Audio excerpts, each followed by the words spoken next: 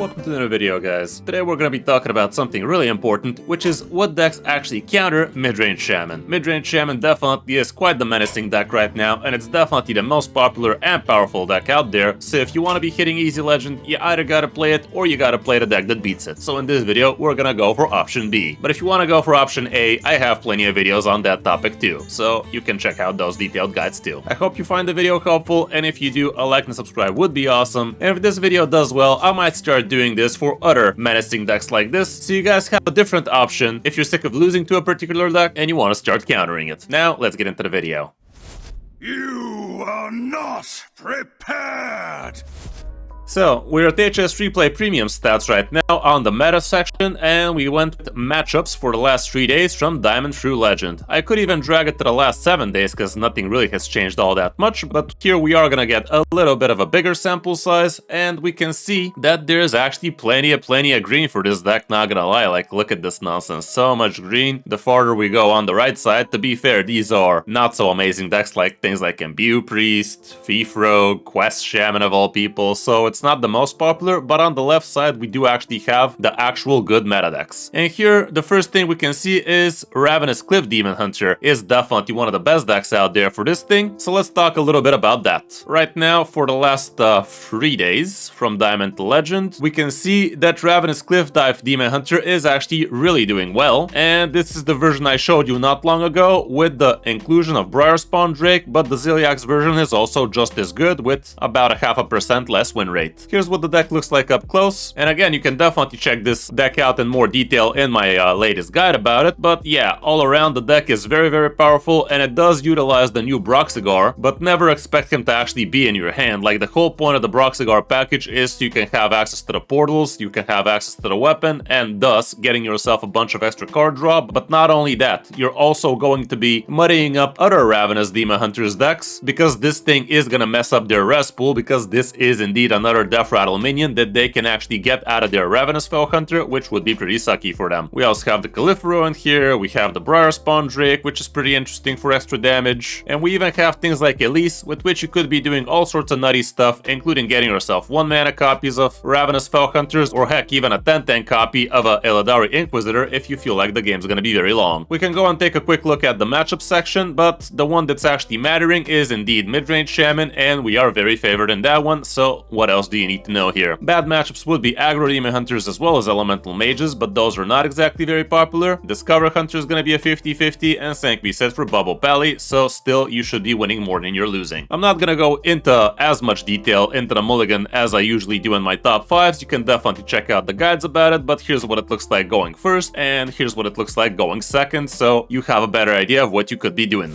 Moving back to the stats here, we can also see Bubble Paladin is not going to be a great deck for Midrange Shaman, so let's go ahead and check how that feels. And again, going back to the all classes here, we can move down to the most popular Bubble Pallies right now. Bubble Pally seems to be dropping a little bit in power, it's still actually super strong though. And here's what it looks like up close. Again, I have a very detailed guide about this deck, a couple of videos actually, one with coaching, one with me, or were they both coaching? Maybe they were, doesn't matter. Still, you can definitely see the deck up close, and it is really a fun one, and you could be doing some absolutely broken things, especially with Carnivorous Cubicle, combo it off with Toref the Unbreaking, and you can even give Divine Shield to your Cubicle, and that way this thing is gonna take 3 shots at getting poked, same like Toref, and you're gonna keep on getting Torefs over and over again, unless the opponent has some kind of hard removal like Hex, like Corpse Explosion, Ceaseless Expanse, that kind of stuff. Other than that, the deck does utilize Gelben of Tomorrow, and that is gonna fish out all of your good auras from the deck, and you no longer run the expensive 7 mana aura that gives you random BS, and also no more the 2 mana aura, which did feel decent, but this one does not run it. Here are the matchups, and yes, Midrange Shaman is gonna be slightly in your favor. It's not a hard counter, but in this day and age, the deck is just way too strong, so even this is something to write home about. Other than that, you're gonna see Aggro Paladin is gonna be wrecking you, and Sang can be set for Control Death Knight, maybe Aggro Demon Hunter, but the rest do look very decent. The mulligans here are as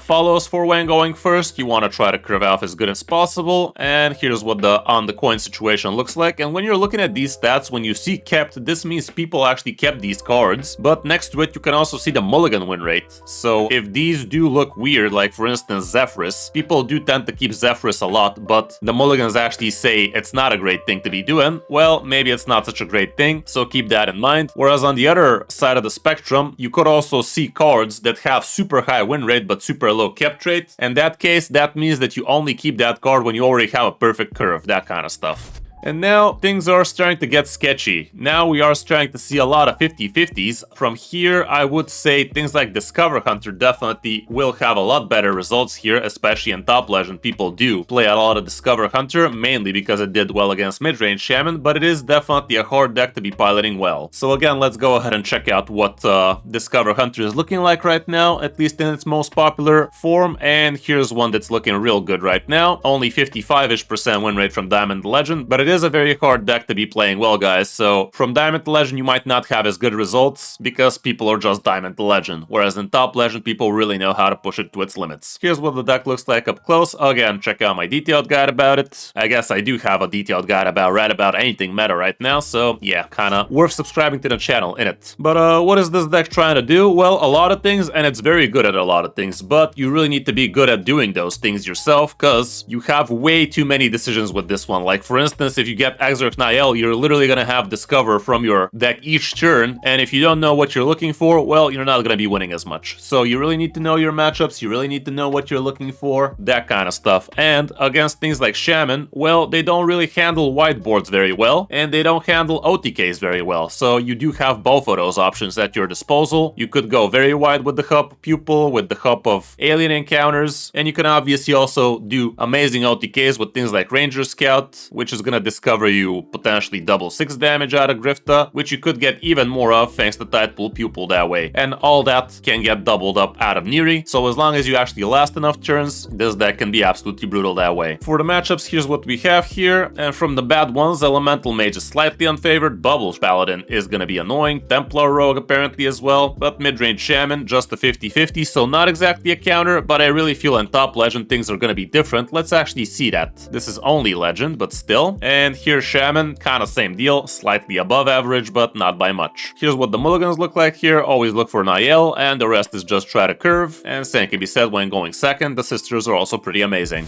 Other than that, you're gonna see that we really don't have all that much amazing counters to this deck. Like, look at this nonsense. These are aggregated stats after all, but they are still looking quite troublesome. From my experience, I would say that Protoss Mage is actually not a very great matchup for this deck if the Protoss Mage knows what they're doing, and they do in Top Legend, I can tell it that much. Even though, as you see, according to the stats, it's a very favorite matchup for Midrange Shaman, but when I play Midrange Shaman against Protoss Priest, I do not feel very happy, I can tell it that much. I would say that Control Death Knight is also pretty decent against Midrange Shaman, but again, the stats do not really support that claim. And Top Legend, I feel like I'm happy when I face it like that, but yeah, it is what it is. Pain Demon Hunter, on the other hand, is indeed a 50-50% matchup, same can be said for Elemental Mage, so the good thing about both of these decks are they're very quick, so win or lose, you're gonna be on your way on the next matchup real soon, and again, you should be climbing with ease, and same can be said for Aggro Paladin. Beast Hunter apparently is also kinda doing well, and you can definitely use the other option of Ravenous Demon Hunter here. Without the Brock Cigar card, it's still gonna be very annoying against Shamans, but not so annoying in the mirror. And I think that's about it here, guys. This video has been made thanks to HS Replay Premium, so definitely check them out. I do believe they have a Black Friday deal right now, so it's even cheaper than $5 per month, I think. And I gotta say, it's one of the best places to be spending money for Hearthstone. Definitely much better than just packs. Knowing what the meta is gonna give you a lot better odds of actually enjoying the game much more.